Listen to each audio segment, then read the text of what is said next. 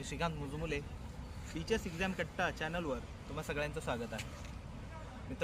मित्रांनो तुम्ही सगळ्यांनी जो भरभरून प्रतिसाद दिला माझ्या व्हिडिओजना, त्या संदर्भात तुमच्या सगळ्यांचे आभार।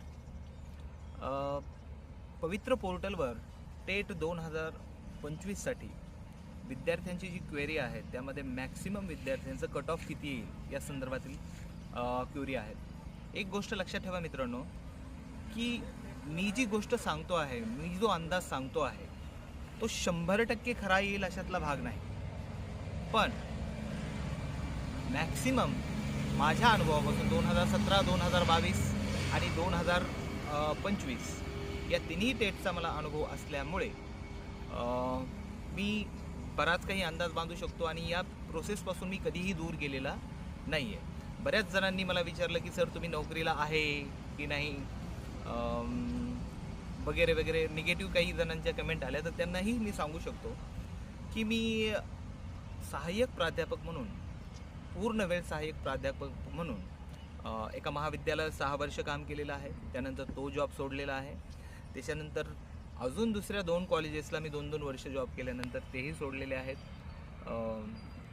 आपली आवड असते, आपलं पॅशन असतं, आपला काय म्हणता येईल आपला गोल असतो, त्या दृष्टीने माणूस प्रयत्न करत असतो।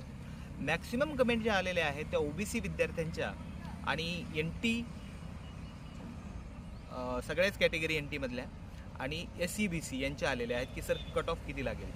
मित्रांनो, कॉम्पिटिशन खूप आहे या तिन्ही कॅटेगरीमध्ये आणि विद्यार्थ्यांचे मार्क्स बघितल्यावर तर असं वाटतंय, तसं तर अगोदरही पाहितलेले, पण विद्यार्थ्यांच्या कमेंट वाचल्यावर असं वाटतंय की विद्यार्थ्यांना खूप धाकधूक लागून राहिलेली। या संदर्भातला डिटेल व्हिडिओ SCBC, NT आणि OBC या संदर्भातला स्पेशल व्हिडिओ मी उद्या सकाळी 9 वाजता पोस्ट करेन।